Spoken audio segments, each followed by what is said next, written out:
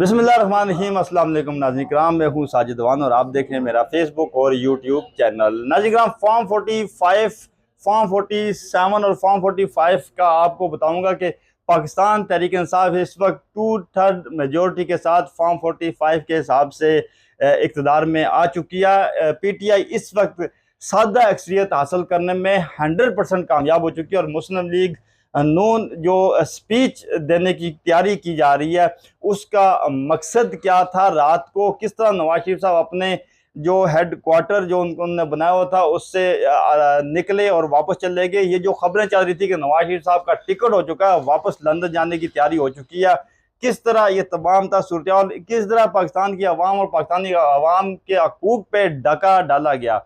आज एक और बार एक फिर 2018 की तरह 2024 में मैंने अपने हर प्रोग्राम में 2018 का जिक्र किया। 2018 में किस तरह अवाम के हकूक पे डाका डाला गया था। मैं तब PTI की गवर्नमेंट बनी थी। मैं क्योंकि उस वक्त भी यही कहा था कि पाकिस्तान तहरीक इंसाफ के जो कैंडिडेट हार चुके हैं उन्हें अपनी हार मान लेनी चाहिए। लेकिन आज 2-3 रिजल्ट ऐसे मेरे सामने आए जिन्होंने मुझे बिल्कुल हिला के रख दिया। सबसे पहला रिजल्ट नवाज शरीफ साहब वर्सेस यास्मीन राशिद साहिबा, और दूसरा रिजल्ट जो था ख्वाजा आसिफ वर्सेस रियाना डार साहिबा, और जो ना वो तीसरा रिजल्ट जो था सलमान अकरम राजा साहब, और जो ना वो उनके मद मुकाबल जो था। और उसके बाद तारक फजल चौधरी और शोहेब शाहीन का जो रिजल्ट था, इन्होंने मुझे बिल्कुल सख्ते में डाल दिया कि रात को 3 बजे तक, यानी आप ये हिसाब लगा लें कि रात को 2 बजे तक, अभी जो वक्त हो रहा है वो यह पाकिस्तान में तकरीबन 5 बज चुके हैं। और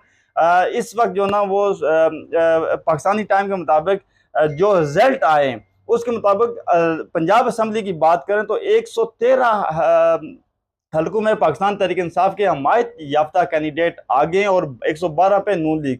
जबकि रात को रिजल्ट कुछ और था। रात को रिजल्ट ये था कि पाकिस्तान तहरीक इंसाफ सादा अक्सरियत से पंजाब असम्बली, KPK असम्बली और कौमी असम्बली में सादा अक्सरियत हासिल कर चुकी थी। लेकिन 2018 की जो बात करते हैं, और उस वक्त रात को ये सारे लोग इनके जो ना वो खामोशी के साथ अपने हेडक्वार्टर छोड़ के भाग चुके थे।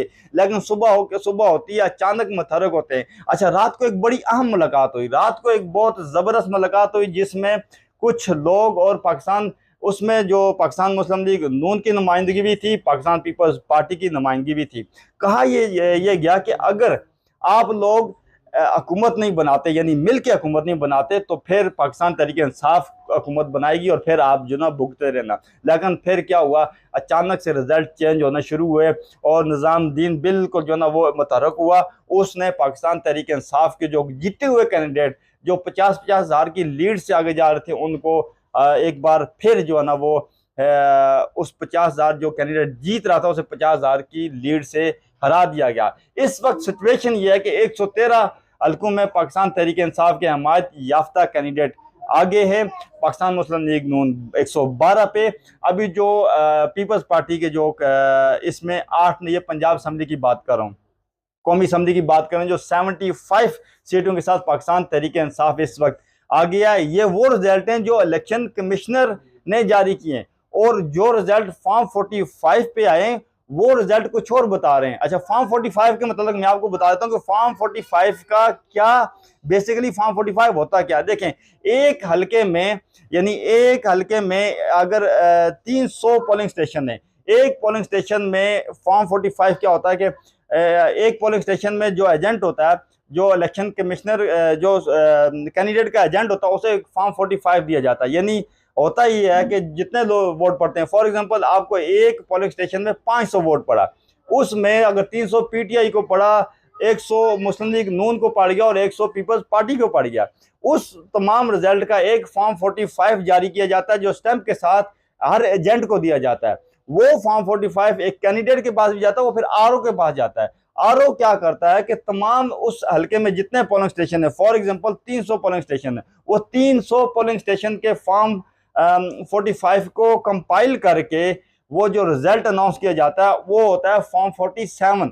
अच्छा, यहाँ क्या हो रहा है, फॉर्म 45 कुछ और रिजल्ट बता रहे हैं। जिस तरह सलमान अकरम राजा साहब इस वक्त जो ना वो अदालत में पहुंच चुके थे, उनको अदालत ने बाकायदा तौर पे फैसला महफूज कर लिया। देखते हैं कि अदालत क्या फैसला सुनाती है।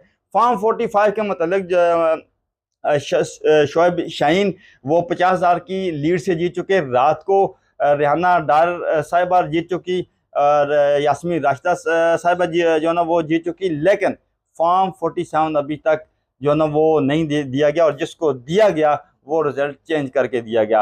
यानी इस वक्त जो डाका डालेगा, तमाम तर अवाम इस वक्त रोडों पे सड़कों पे निकल आई है। सियालकोट की बात करें, लाहौर की बात करें, इस्लामाबाद की बात करें, रावलपिंडी की बात करें, शेखुपुरा की बात करें, मानसेरा की बात करें, कहीं भी यानी एक केपी को छोड़ के जहां पे तकरीबन पाकिस्तान तहरीक इंसाफ के जो कैंडिडेट थे वो जीत चुके हैं, वहां पे रिजल्ट जो ना वो, क्योंकि उन्हें पता है कि पठानों ने जो ना वो हिला के रख देना, इसलिए वहां पे बहुत कम ऐसे वाकयात रिपोर्ट हुए हैं। लेकिन पंजाब में जिस तरह सूरत हाल एकदम से चेंज की गई, ये पाकिस्तान की तारीख में पहली बार हो रहा, और पाकिस्तान की तारीख में ये लिखा जाएगा कि 2024 के इलेक्शन, ये जो election commissioner of Noon league 5 साल में एक इलेक्शन भी सीधे नहीं करवा सका, उसके खिलाफ आर्टिकल 6 की कार्रवाई होनी चाहिए। उससे न सिर्फ सजा बल्कि उसे उल्टा लटका देना चाहिए, जिसने अवाम के उमंगों, जो अवाम की उमंग है उनके खिलाफ जो ना एक